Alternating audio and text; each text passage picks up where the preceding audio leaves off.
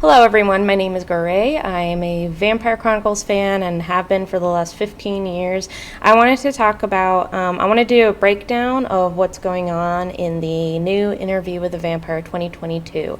So I've seen a lot of concerns about it, about what's going on, why is it so different? So let me explain to you what's going on.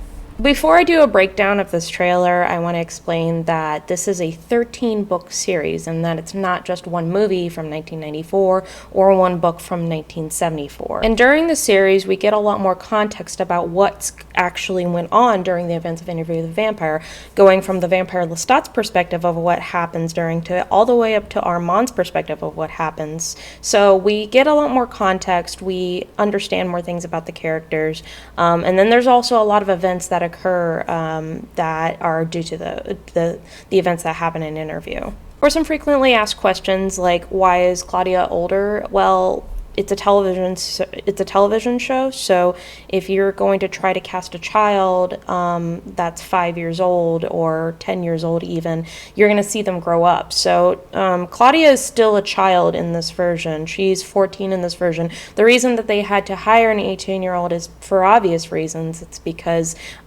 she's not going to noticeably grow up. So she's still a child. It's just for the television purposes. That's what they had to work with. The other thing is that this is going to be a cinematic universe. So after Interview with the Vampire, the next series that comes out that takes place in this universe is going to be the Mayfair Witches. So I recommend everybody to check out the Mayfair Witches after Interview with the Vampire, which is supposed to come out also sometime later this year. Another frequently asked question is, why did they change the time period? Well, to put it quite frankly, putting the depiction of slavery in a sexy romance is not good taste in anybody's mouth. And I agree, and I'm fine with the time period change. If you don't like the time period and change, you can watch the 1994 movie or read the book. But I am completely fine with it because after...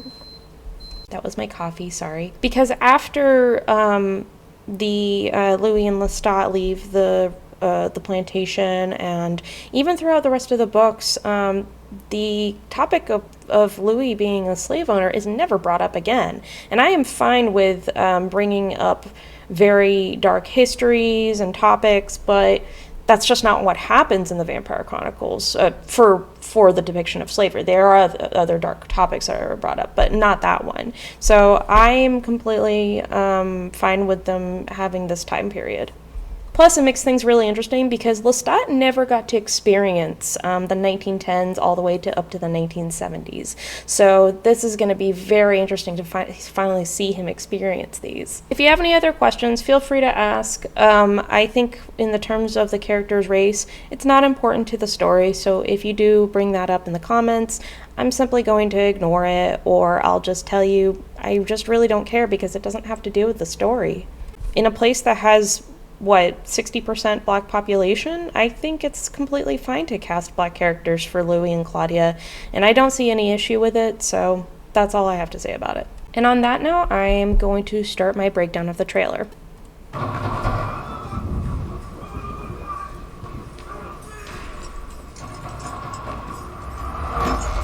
Help me, please.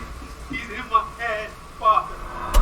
So this is going to be an interesting version of the story because in the Interview with the Vampire, we don't really get a lot of development of Louis and Lestat's relationship before Louis is turned into a vampire. And Louis just kind of makes it seem like he was forced into the situation, but in actuality, in Lestat's perspective, he really did have a choice, and he would never make him force him to do anything without consent because Lestat didn't have a choice. So to see Lestat try to, which in the Q&A panel, Lestat is going to try to make Louis fall in love with him before he turns him into a vampire. So this is going to be very interesting. The year was 1910. New Orleans. You could say I managed and operated a diversified portfolio of enterprises. So the other thing here is that it seems that Louis is quite not completely content, but sort of content with his life right now. And so that's going to drastically change due to Paul's death, which, if you saw the 1994 movie, it was his wife and child. Louis was never married. He actually had a family. He had a sister and a brother, and his brother had committed suicide. Or maybe not. There's some theories that maybe Louis has actually killed Paul, his brother, or that Lestat did. I don't believe that one, but I think it's possible that Louis did kill Paul, and that adds much more to his guilt.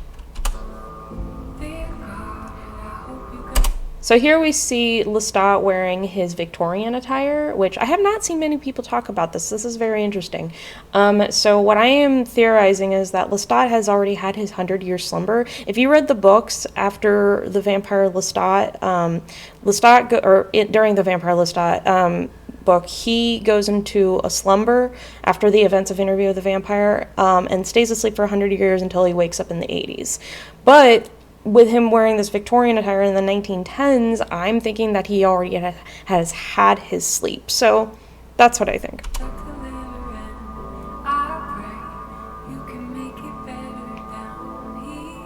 I was being hunted. Yeah, that's basically how it went down in the book, is Lestat he saw Louis and he immediately thought, oh my gosh, this is the exact twin of Nicholas, his now dead lover. And so what Lestat was trying to do was sort of punish himself for what happened to Nicholas by falling in love with Louis, on purpose or not, I'm not really sure. But yeah, so this is basically how I imagined it to go down when he first saw Louis. Was just like, whoa, not just looks exactly like Nicholas, but or similar to Nicholas, but also acts like him too. So. And I was completely unaware it was happening. I've been watching you for some. Okay, so here we see Lestat using some of his powers, which we didn't get to see much in the 1994 film. If you can see here, this guy looks to have contacts, and this does not mean he's a vampire. He is most likely under Lestat's spell. So there's the spell gift, the cloud gift, the mind gift, the fire gift. There's probably another one I forgot. But basically, the spell gift can put humans under your spell, kind of hypnotize you. There's also the cloud gift, which can make you fly. There's also the mind gift that can make things levitate or be pushed. So that's what's going on here. Lestat is quite powerful at this point because in the Q&A panel it's explained that Lestat had drank Akasha's blood and also Marius's blood at this point. So he's quite powerful. He's quite a powerful vampire, even though he's still young, but still a young vampire. So yeah, it's going to be interesting to see the power dynamics here. Time now, Louis. I can swap this life of shame. Swap it out for a dark gift. Yeah. Oh. Whoops. Okay, so before we get any further, yes, Louis and Lestat are a canon couple. If you read an Interview with the Vampire, there's definitely subtext, one might say, but in the Vampire Lestat, all the way onward, it's just completely explicit that these two are a romantic and sexual couple. Not sexual in the way that they actually have sex, because they can't have sex until they get to the Prince Lestat series. So maybe that's what's going on when we see...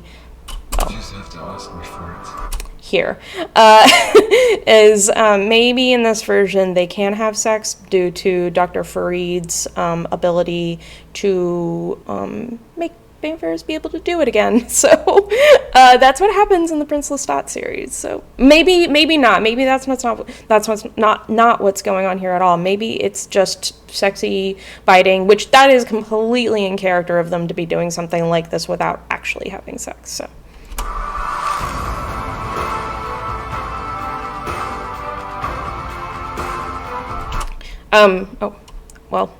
It's gone now, but I didn't know who those two were. It was like this guy.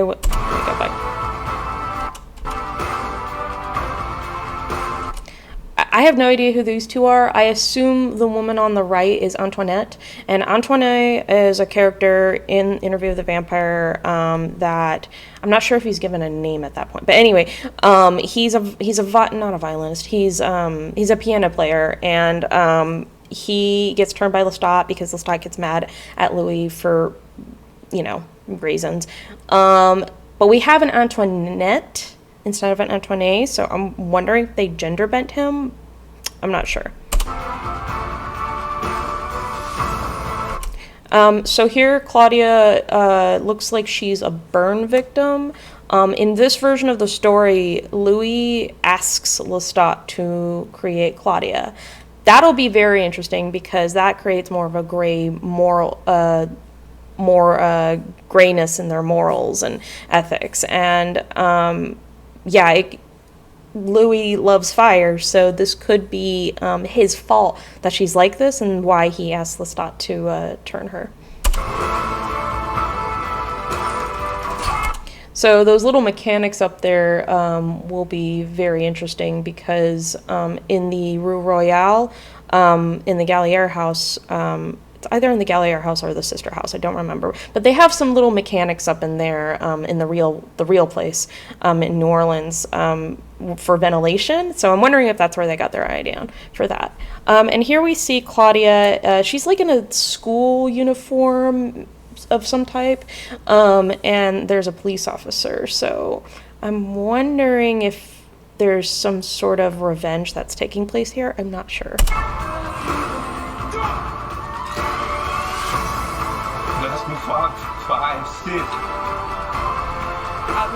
So Claudia is going through, she either was just made or she has just killed someone. I'm not sure what could be going on right here. Down with the devil. This looks like Lestat's about to turn Claudia or he's about to kill someone, but I just really like this shot. I just wanted to pause it here. I don't remember there being any twins in Interview. That might be something new. Again, it's a TV show, so they're making, I assume, 2 seasons out of it, of a fairly short book. So I think that they might be adding some filler along with some of the canon. So.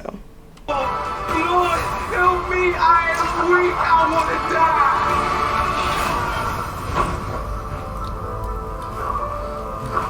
So there's some flames right here. So I guess he used the fire gift right here, which finally we can see that.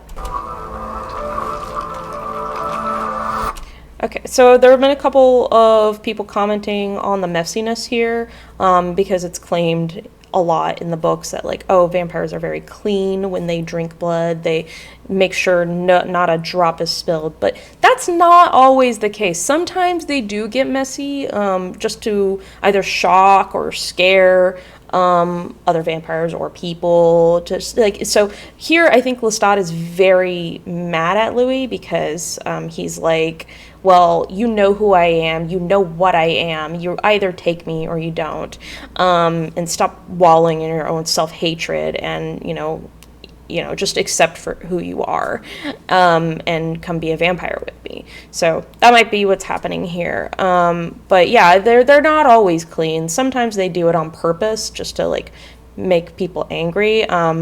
When Lestat was turned, he was spilling blood all over the place.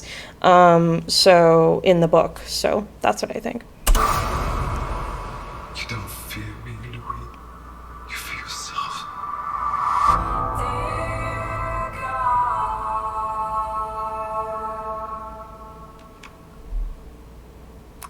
I ask the questions, you answer the questions. Anything that can't be verified, I send to my researcher. So I've talked about this in some of my TikTok videos that I believe that Daniel is going to be the new David in this version. When he says researchers, he might be talking about the Talamasca. In the books, there's a character named David who looks to be about this old, and he later on he swaps bodies with. Long story short, he swaps bodies and now he's younger again and he is now a vampire. So he's turned after he switches the bodies. So I think this is what's going to happen with Daniel here because Daniel he doesn't do that much in the books. After the interview, he starts a relationship with Armand, the vampire Armand, and Armand turns him, and then after that the relationship goes sour, and then he doesn't do anything after that. That's really it. And so I think that they are going to have more plot driven with Daniel, so that way, because the character David,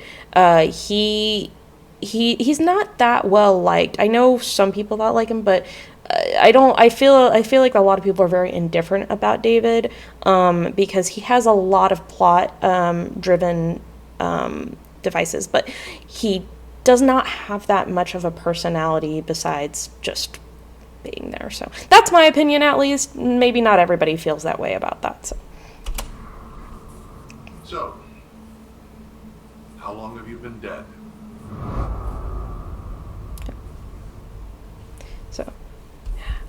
So yeah, I am very much looking forward to this show.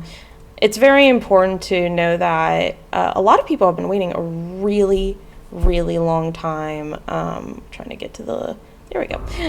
A lot of people have been waiting a very, very long time.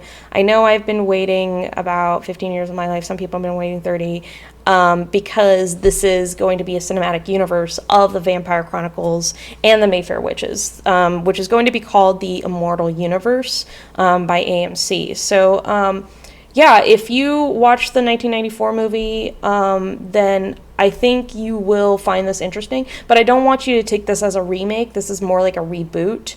And I very much recommend reading the first 3 books of the Vampire Chronicles. After that, it gets a little weird, but I still love them. So I would very much recommend for people to read the first 3 books and understand that Lestat has his own perspective of what went on in interview, and I think that's what they're trying to do here, because Sam Reed is a huge fan of the Vampire Chronicles, and I know Jacob has read the Vampire Chronicles as well, and so has Bailey. So yeah, not just Interview with the Vampire. So I try to remind people. Yeah, I hope I get to see the other characters like Gabrielle and Nicholas and Armand. So it'll be really great. And thank you for watching my video. Be sure to subscribe, and also to check out my TikTok. It's at Gore, and this comes out October 2nd. Thank you.